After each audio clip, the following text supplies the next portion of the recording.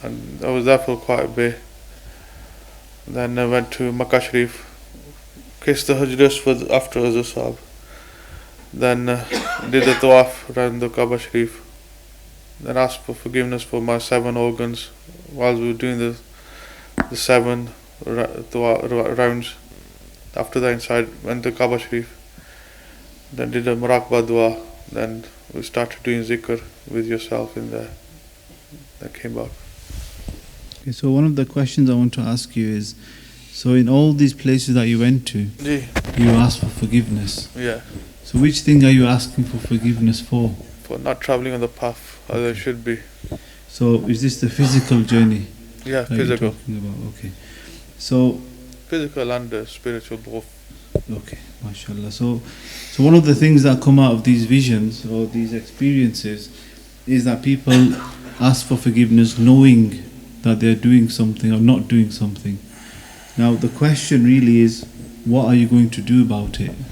Because otherwise then it just becomes Habit. something or nothing. You see, if you're not going to progress from actually visiting the Mashayikh, you're asking for forgiveness.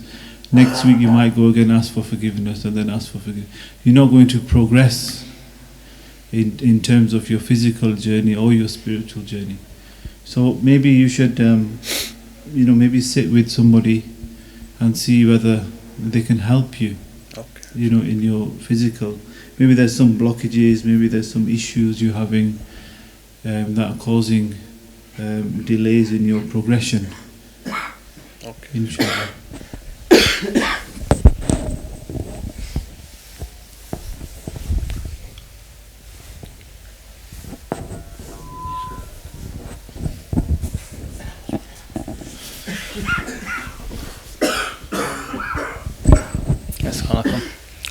I did my spiritual cleansing, and then I went to Abdulaziz at the Bar Rahmatullah, and then that was it. Okay, so when you say you went there, is that in your imagination, in your thoughts, with your spirit? Okay, at thought level. Okay, so how long have you been on thought level? I think 5 years. Okay, and have you spoke to anybody, spent time with somebody, asked for some advice or guidance on how to progress? Yes. Okay, and has it made any difference, or did you follow the advice that you were given? Kind of, yeah. Okay, so maybe because 5 years is a long time.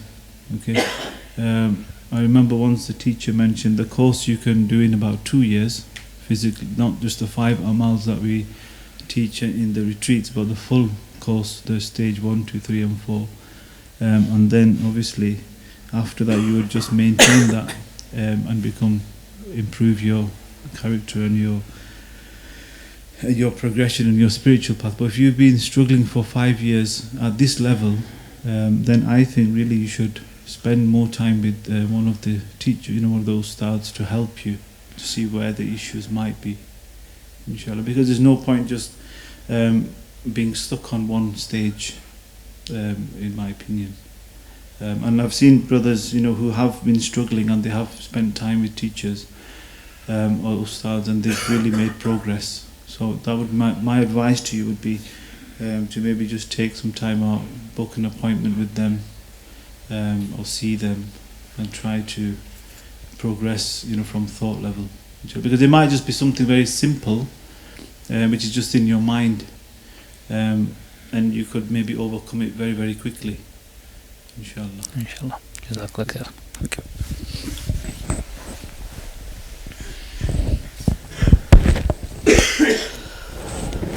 Bismillah ar-Rahman ar-Rahim.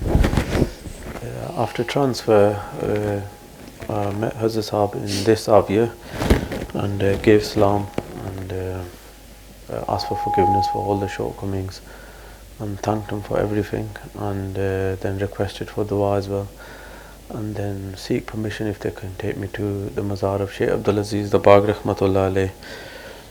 And that was similar, did everything, and from there we transferred to Sheikh Abdul Qadir Jilani So what rahmatullah. happened there when you went to the shrine of Sayyidina Abdul Aziz Dabar rahimahullah? What happened?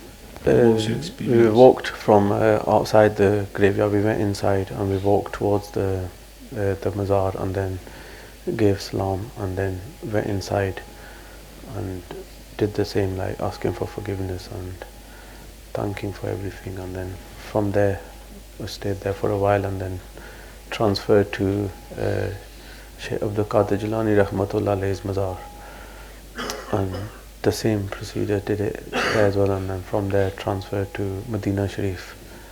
From here gave Durood and Salam, and from here we went to Makkah Sharif, and then from there went to Masjid al-Aqsa, and then finished from there. That's it. Okay, so in the last 5 experiences that you've had, how much have you progressed? My difference, I mean, sometimes I have a bit of a stronger experience, sometimes it's just the same, but I get a lot of distractions, meaning like my mind goes elsewhere. So I'll say they're the same, but sometimes I get a bit more stronger than like. So maybe again, so you should, because I noticed that brothers, they don't actually utilize the ustads, to be honest. You should utilize them as much as possible, because they're here for you, they're not here for themselves. So the more you utilize them, the more benefit is for yourself. You don't be shy, just ask them, bring them, ask them. You know, they're there to give you time. They've been appointed for that reason. So if your experiences are very similar over the last few, then maybe you should again spend some time and ask them how you can progress. Because there's a whole, you know, from what the brothers, you know, they're just still walking around on the earth. You know, the roadmap is so vast. You know, they're not actually getting on the ladder. They're just still on this first step of the ladder. They're not actually progressing on the ladder, if that makes sense. Yeah. You know, and that's part of the benefit of doing the spiritual ascension, is to actually get to places that you can't actually see or you've never seen before. So your spirit starts to experience more and more, inshallah. Okay?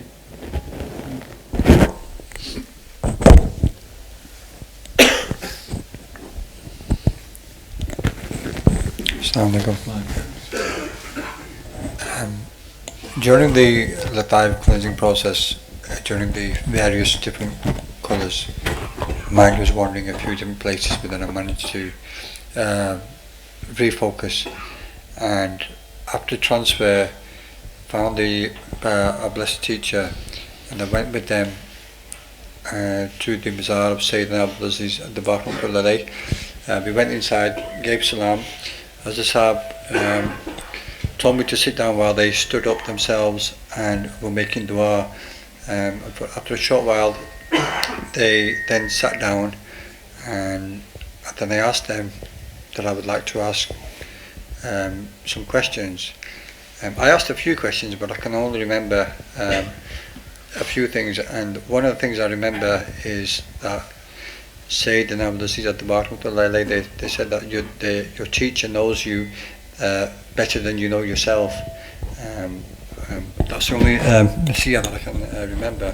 And after that we travelled to the Mazar of Sayyidina Abdul Qadir Jilani rahmatullah alayh. We sat outside, as the Sahab was sat in front of me and I was sat behind them, and then it was as if though the doors opened, and as the Sahab walked inside, and they indicated for me to follow them, and it felt as if Sayyidina Qadir Jilani rahmatullah were there, sat down. You could feel the aura, but I was too ashamed or to lift my head up, and that's about it really. Okay, so how detailed was your experience? Was it, would you say it was mind or imagination, spiritual, or a combination of all three? Maybe all three, I think. Yeah. Okay, and how was your progression going over? Slowly. Okay. And what about your physical journey? How is this? Is that progressing well? Yeah. Struggling a little bit on certain aspects, but yeah. Okay. So are you on the 5 amals, or are you on the proper course itself? Proper course. I'm doing all. Okay. Inshallah. Yeah. So again, so try to maybe review your course with one of the ustad to see where you're up to with it. Inshallah.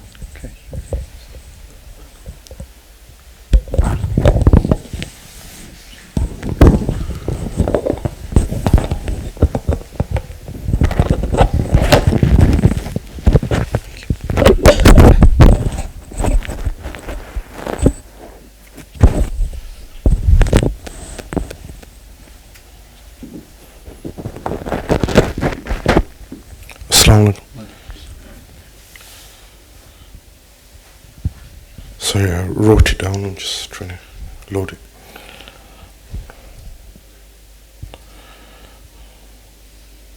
Okay, so whilst doing the Lataif cleansing, I felt sensations on my body as though spirits were interacting with me.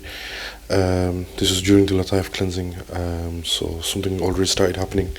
I also saw Ustad Ejaz standing somewhere around here, wearing a white, what he's wearing now, but white, and underneath his jacket was all white as well, but everything else was the same. And a couple of times during the cleansing, my mind went elsewhere, and every time I got distracted, I would see him standing up and saying, stay focused, Rafiul, stay focused. After I transferred, I immediately saw Ustad Ijaz again next to me, and he pointed in that direction and he said, Hozur Sab is there, but I couldn't see him. I tried to visualize Hozur Sab, but I couldn't do it. For some strange reason, while I was trying to visualize Hozur Sab, I kept on seeing Raja Sab. Then I stopped ignoring it, and I thought it's part of my vision, let it happen. And he told me to sit down, and I did.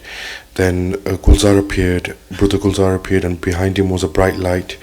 After which Brother Ishtiyaq appeared, but he was in the sky, in front of clouds. He didn't slap me, but he kind of pushed me down on my chest, and then I was back down onto earth. Hozur Sab then appeared and said, you are distracted, and asked me what I want to do. I said, I have never been to Sheikh Abdulaziz Dabag's Mazar. Then we were in a desert area, and Ustad Ejaz appeared again next to me. In the desert area there was like a gap. Hozur Sab was on the other side, and on the gap, in the gap below, inside the gap there was a street. Brother Ejaz floated across and took someone else in a wheelchair, and they just floated across the gap. So I did the same. I followed Ustad Ejaz, and he said, we can fly as well.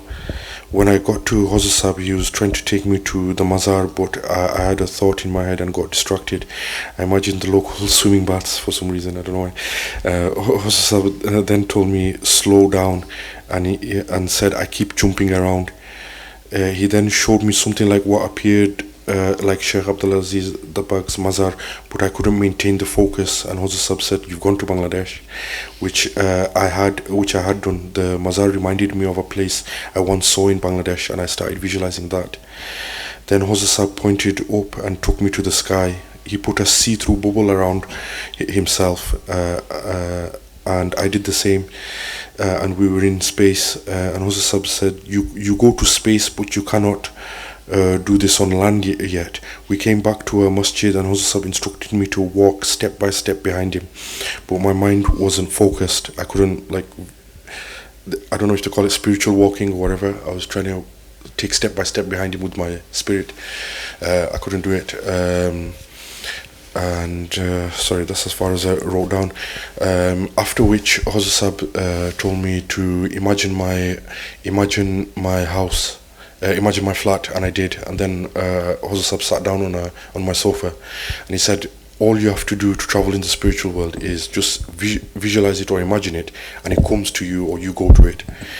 And then sorry, something happened there. Yes, he said, you need to start focusing your mind. This is where your mind training begins.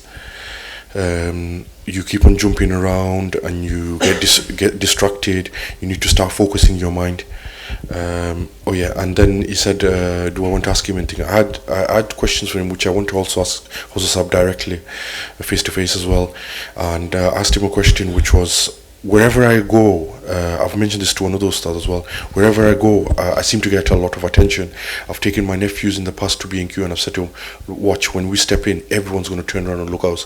And it literally happened. I've been to Tesco with Brother Maruf, who's also on the course, and people walk past and they say things, and it's directed at me. And then Maruf said to me, he just gave up and said, Rafiul, I can't handle what you handle. So I said these things also in the vision, and I said, why do I get this attention? And then he said, you'll find out soon enough. He said, spiritual secrets are meant to be found out, not told. And then he did give a little bit of insight. He said, you do have an impact on people. That's why they follow you. They want to know what you're doing. And then Hosasab said, I think for now that's all you need to know.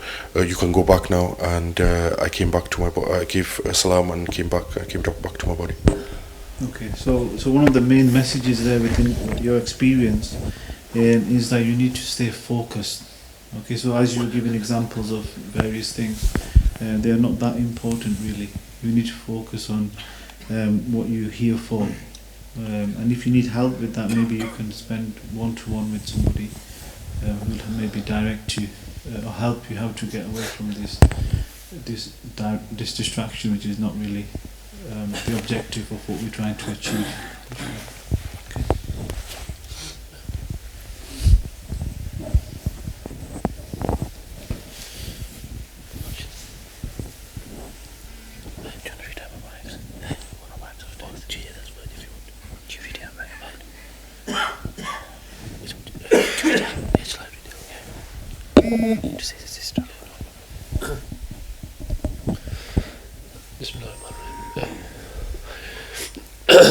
And there's a sister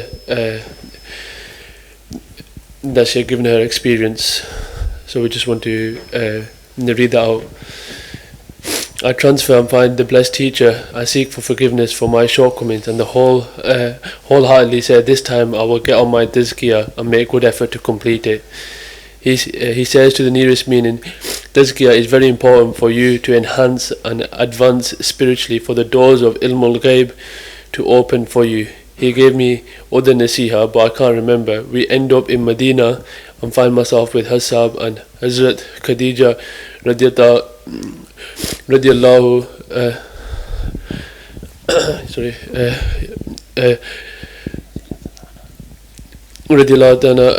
on her grave. Hassab says to recite Surah Fatiha. Whilst reciting Surah Fatiha, I see the grave is opening up, and Hazrat Sahib says to me, for you to go in and I will wait for her.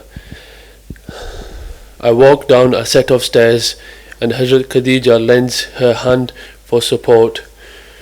We walk through a nearly narrow dark path. She says to the nearest meaning, this will be home to those who choose dunya over Allah, His Messenger, the religion, Quran and Sunnah. But if you follow the Quran and Sunnah and do your tazkiyah, then this could be yours.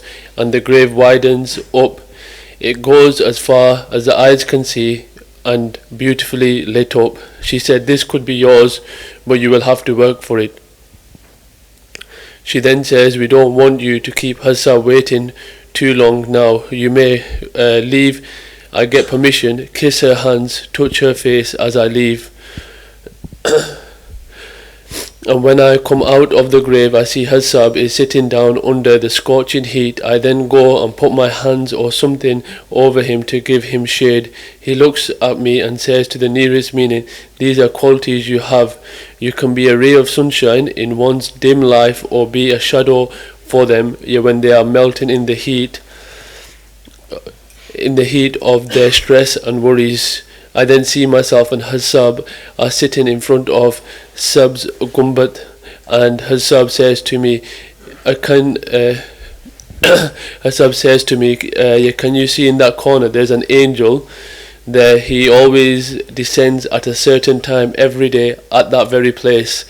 I then look at Hassab and ask him about the house we are interested to buy, and I give lessons and I give him my reasons, as I want to use this for a tariq. It can be more spacious and can accommodate more sisters and brothers for tariq work. He looks at me with a smile on his face and said, that is such a good thing you want to do, mashallah. We are always looking for places to carry out the work of Allah, and that house is good for you, and Allah will make means to help you run that place. To the nearest meaning, Hassab says, some have means in this dunya.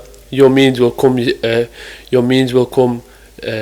Spiritually. I then see myself with Hassab. We walk into MURAQBA, and I see a table of